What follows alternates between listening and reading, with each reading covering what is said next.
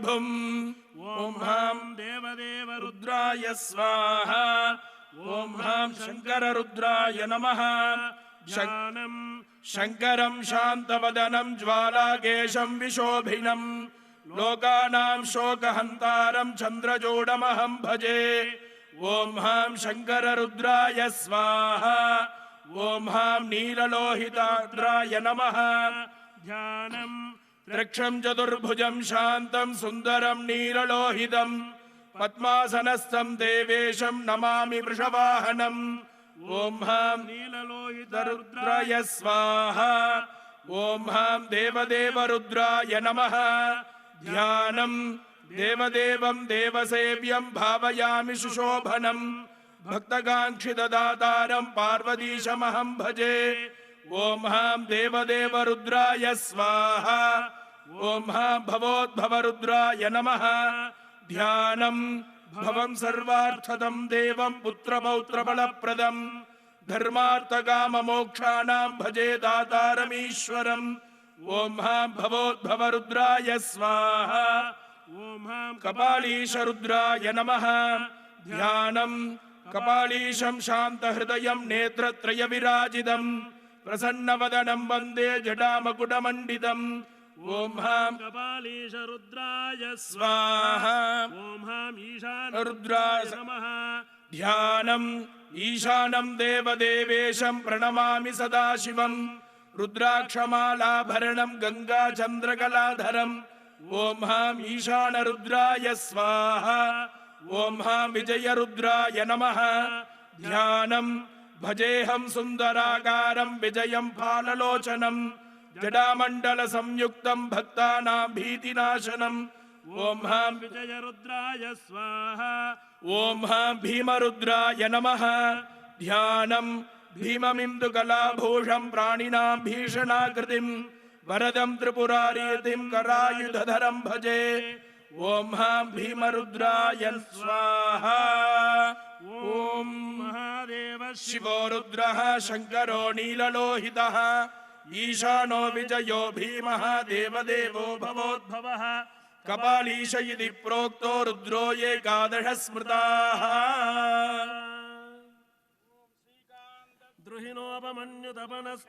द्रुहिणोपमन्युतपनस्कन्देन्द्रनन्द्यादयः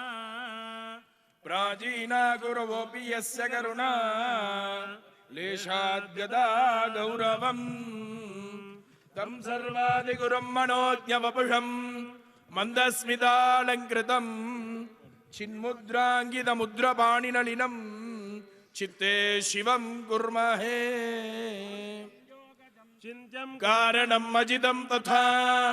दीप्तं सूक्ष्मं सहस्रं च अंशुमां सुप्रभेदकं विजयं चैव निश्वासं स्वायंभुवमतानलं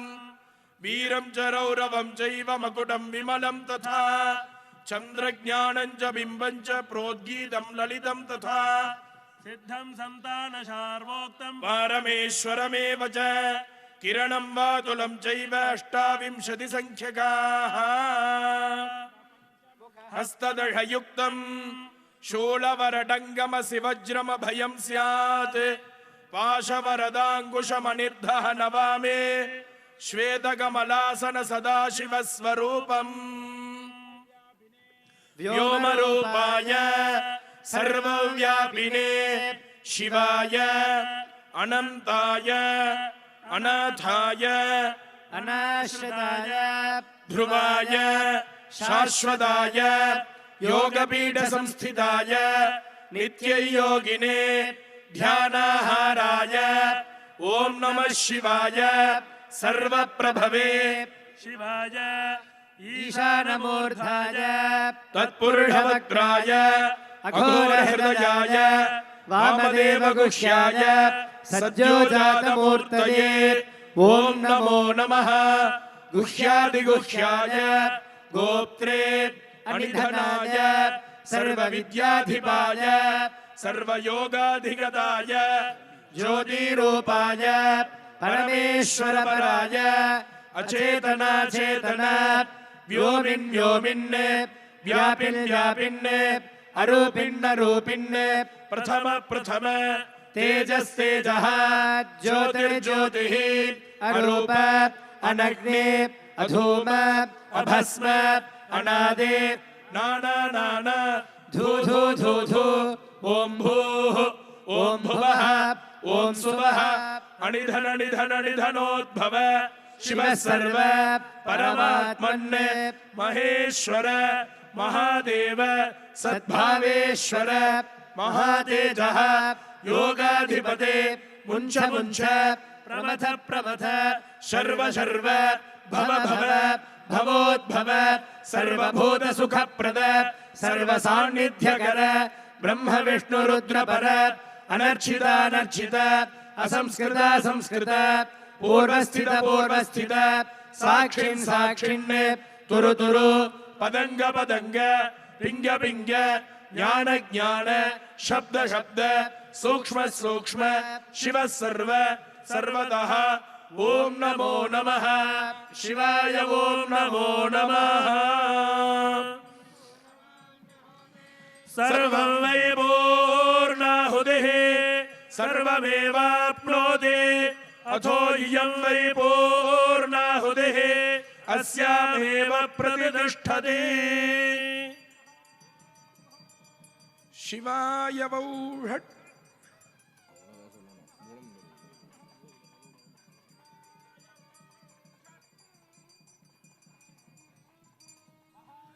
शिवो रुद्रः शंकरो नीललोहितः ईशानो विजयो भीमः देवदेवो भवोद्भवः कपालीश इति प्रोक्तो रुद्रो एकादश स्मृताः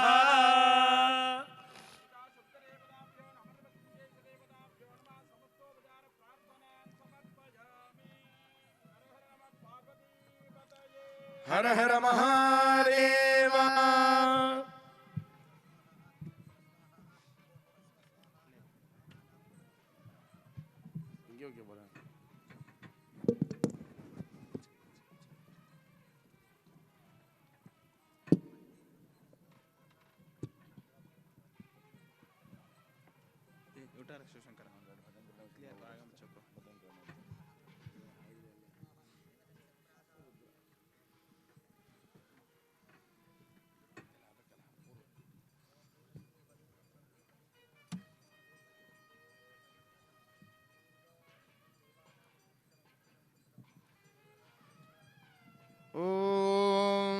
नादशब्दमयीं घण्टां सर्वविघ्नापहारिणीं पूजयेदस्त्रमन्त्रेण देवस्य प्रीतिकारणात्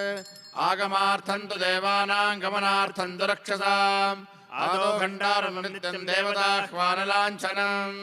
अथ भूशुद्धिः विष्णुशक्तिसमुत्पन्ने शङ्खवर्णे महीतले अनेकरत्नसम्पन्ने भूमिदेवि नमोऽस्तुते पृथ्वीत्वया धृता लोका देवी त्वं विष्णुना धृता पञ्चधारय मां देवी पवित्रं कुरु चासनं तीक्ष्णौष्ट्रमहाकाय कल्पान्तदहनोपमा भैरवाय नमस्तुभ्यमनुज्ञान् दातुमर्हसे सुमुखस्य गदन्तश्च कपिलो गजकर्णकः लम्बोदरस्य विकटो विघ्नराजो गणाधिपः धूम्रकेतुर्गणाध्यक्षः फालचन्द्रो द्वादशैतानि नामानि यः पठेत् शृणुयादपि विद्यारम्भे वाहे च प्रवेशे निर्गमे तथा सङ्ग्रामे सर्वकार्येषु विघ्नस्तस्य न जायते शुक्लाम्बरधरं विष्णुं शशिवर्णं चतुर्भुजं प्रसन्नवदनं ध्यायेत् सर्वविघ्नोपशान्तये तदेव लग्नं सुदिनं तदेव ताराबलं चन्द्रबलं तदेव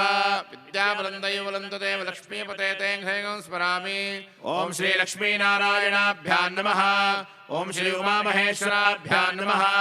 ॐ श्री वाणी हिरण्यगर्भाभ्यां नमः ॐ श्री सीतारामाभ्यां नमः ॐ श्री शचीपुरन्दराभ्यां नमः ॐ श्री अरुन्धतिवसिष्ठाभ्यां नमः ॐ दुर्गायै नमः ॐ गणपतये नमः ॐ क्षेत्रपालाय नमः ॐ वास्तुपुरुषाय नमः ॐ मातृभ्यो नमः ॐ पितृभ्यो नमः ॐ गुरुभ्यो नमः ॐ आचार्येभ्यो नमः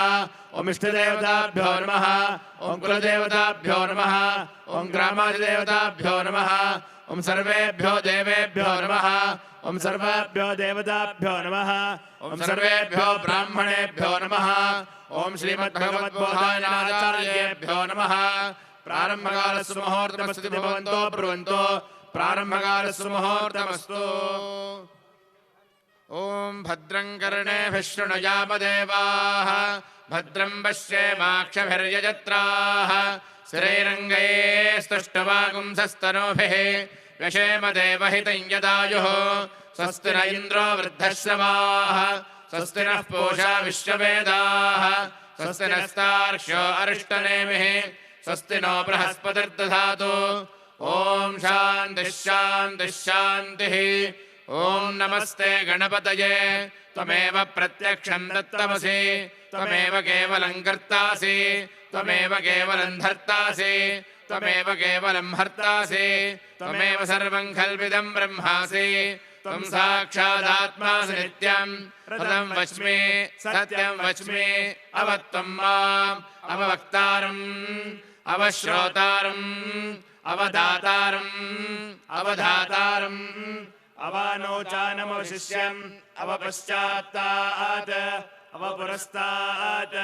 अवोत्तरात्तात् अवदक्षिणात्तात् अवचोर्ध्वात्तात् अवाधरात्तात् सर्वतो मां पाहि पाहि समन्तात् त्वं वाङ्मयस्त्वं चिन्मयः त्वमानन्दमयस्त्वं ब्रह्ममयः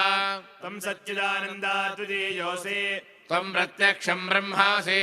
त्वं ज्ञानमयो विज्ञानमयोऽसि सर्वं जगदिदं तत्तो जायते सर्वं जगदिदं तत्तस्तिष्ठति सर्वं जगदिदं तैलयमेष्यति सर्वं जगदिदं त्वयि प्रत्येति त्वं भूमिरापो नलो निलो नभः त्वं चत्वारि वाक्पदानि त्वं गुणत्रयातीतः त्वमवस्थात्रयातीतः त्वं देहत्रयातीतः त्वं कालत्रयातीतः त्वं मूलाधारस्थितोऽसि नित्यं त्वं शक्तित्रयात्मकः त्वां योगिनो ध्यायन्ति नित्यं त्वं ब्रह्मा त्वं विष्णुस्त्वं रुद्रस्त्वमिन्द्रस्त्वमग्निस्त्वं स्तं वायुस्तं सौर्यस्तं चन्द्रमास्तं ब्रह्म भूर्भुवस्सु वरो गणादें पूर्वमुच्चार्य वर्णादें सुदनन्तरम् अनुस्सारः परतरः अर्धेन्दुलसितं तारेण रुद्धम् एतत्तवमनुस्वरूपम् ककारः पूर्वरूपम् अकारो मध्यमरूपम् अनुस्वारश्चान्त्यरूपम् बिन्दुरुत्तररूपम् नादः सन्धानम् सगुंहिता सन्धिः सैषा गणेशविद्या गणगर्षिः विद्युद्गायत्री छन्दः श्रीमहागणपतिर्देवता ॐ गङ्गणपतये नमः एकदन्ताय विद्महे वक्रतुण्डाय धीमहि तन्नो दन्ती प्रचोदयात्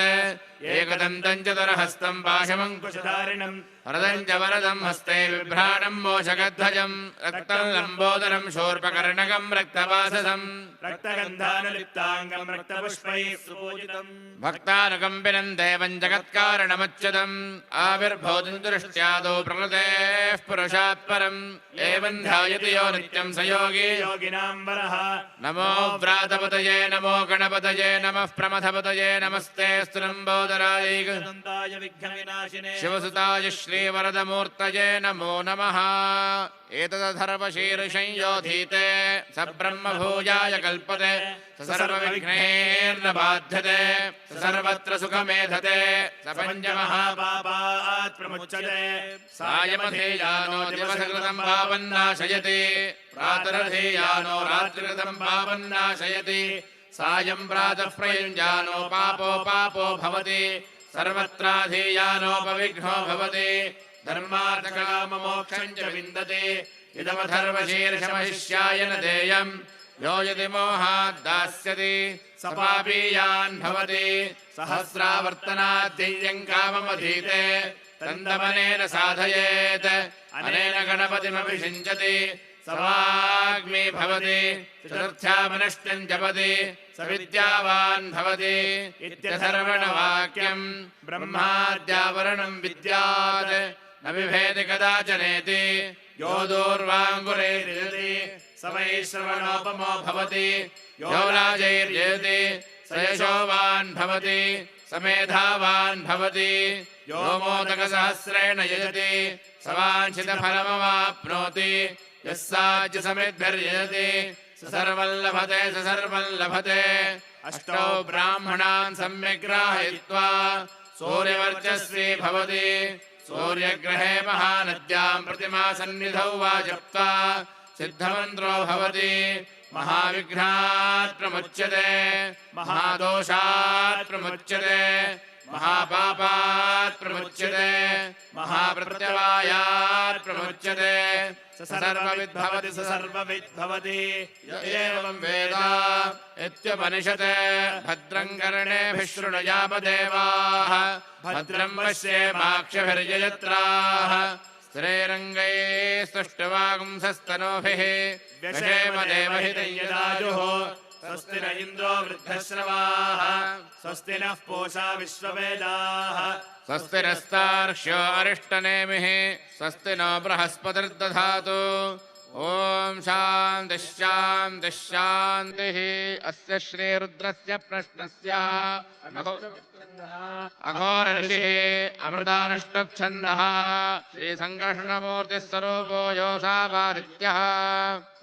परमपुरुषस्य मृत्युञ्जय त्र्यम्बकरुद्रो देवता अग्निकृतजनमायामिष्टकाय सकलस्य रुद्राध्यायस्य श्रीरुद्रो देवता एका गायत्री छन्दः